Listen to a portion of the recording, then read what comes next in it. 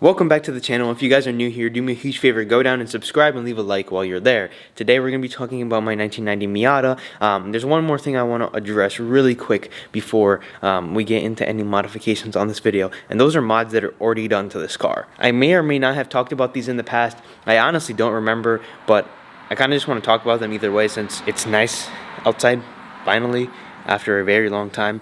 It's been like 40 degrees. It's probably like, what? It's 49 today and sunny, and it's been like 44 and extremely windy the last couple days, so it hasn't been the most pleasant. One quick thing I want to talk about before we talk about the Miata out there, and that is the lack of uploads. I apologize for that. Last October I got extremely sick, and I was sick through the entire month. This October I got sick again, and last week and a half or so I've had to take care of a couple things, and I had to study for a quiz and whatnot, so I haven't really been uploading. I decided that I was going to just start uploading after everything was done. Now that everything is done, we're back to upload, so that's all I have to say super quickly. And you guys probably saw a video before this. I already have a video recorded with the Mustang, so if you missed that, go check it out. So when I picked this Miata up, it didn't look like it had any modification to it. I mean, you look at the car and you clearly see that there isn't really any modification to it. It basically looks bone stock, but this car actually has two modifications, and that's not cosmetic modification, that's like modification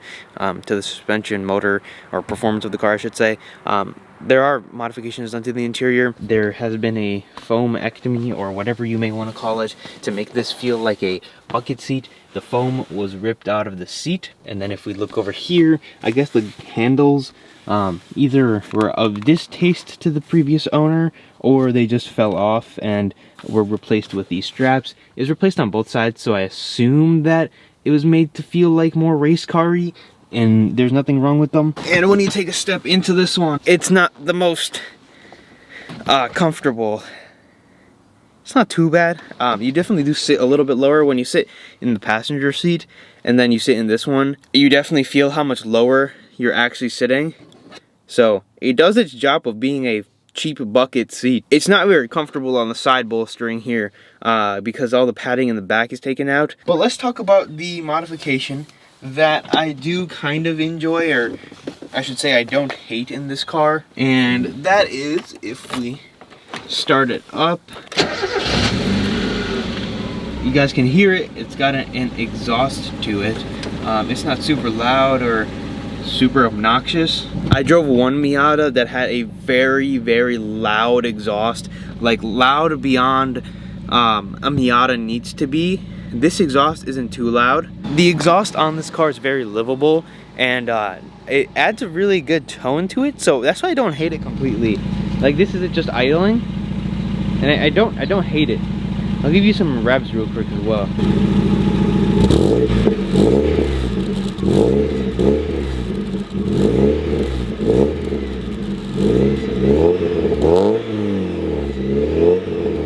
Just a very light rev to a little over 3,000 there. I don't want to upset any of the neighbors or anything. Not that this car is loud enough to do that, but I just like to be respectful when I can. It does have a little bit of rasp when it gets to that slightly over 3,000 point that you might notice. So I don't know how to feel about it. We can take it out on a quick little drive, because the other modification that I definitely do not like and I very much despise really shows when it drives. I don't know how much you guys can tell or not. That's the exhaust. But the other thing is the suspension. I have aftermarket coils on this car. It does not have stock suspension, meaning it could either ride a lot better than it did from stock, or it could ride a lot worse than it did from stock if they're cheap.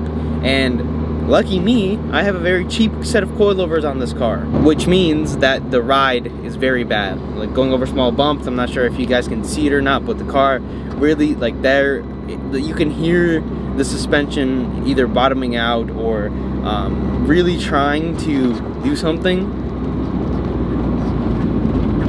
The suspension's horrible. The car suspension is very bad. And then when you're going around corners,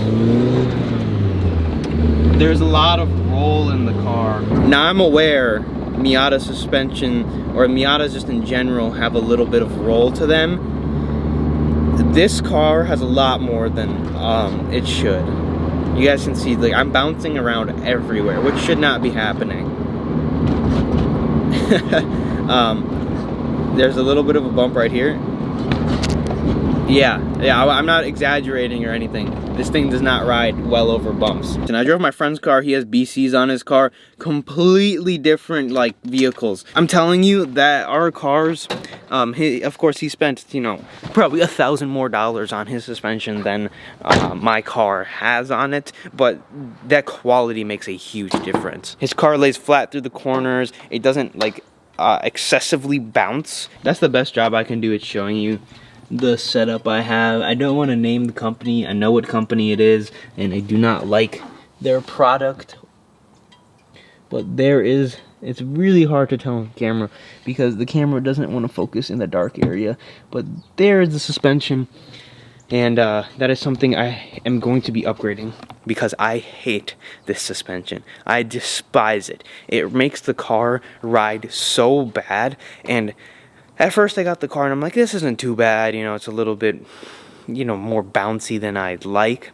Then I drove the car with BCs, and those coils were phenomenal compared to this. Like, the car rode flat around the corners, you knew where it was gonna go, and when you rode around like small little bumps, the car didn't bounce, you didn't feel the whole thing, you know, slam, bottom out.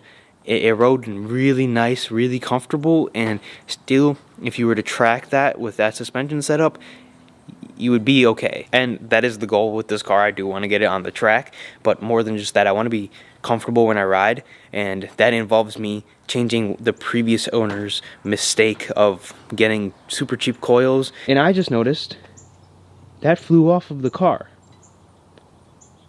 There's supposed to be a cap there that says Mazda. I don't know where it went. I haven't been driving this car the last 2 weeks, as I mentioned in the previous video. That's really unfortunate. I mean, it's probably like a $15 cap used, but that's kind of sad. Those are the modifications that have been done to this car. But there is one more thing. This car might be tuned. Now, what do I mean might be tuned? First of all, I have no idea what's been done to this car. There's been like wires pulled in order to make the sensors go, stop beeping. Like a bunch of stuff like that has been done. This car is significantly faster than any Miata I have ever driven. You know, you don't really get a true like reality of how much faster those cars were before. Like, maybe this car just feels faster, but when I drive my friend's car, his car feels like it has like 20 less horsepower. These cars only have like 100 horsepower to begin with, so you can definitely feel a huge difference between the power of my car and his car. His car might be missing horsepower, my car might be running more efficient, or my car might be tuned. We don't know until we get him on a dyno. We don't really have a reason to get on a dyno unless someone has a dyno that's gonna let me use it just for the fun of a video. I don't think it's tuned. I think his car is just running less efficient. There's no facts backing that up other than just it feels faster. That's all I have for this one though. Leave a like, subscribe to the channel, and I'll see you guys in the next video.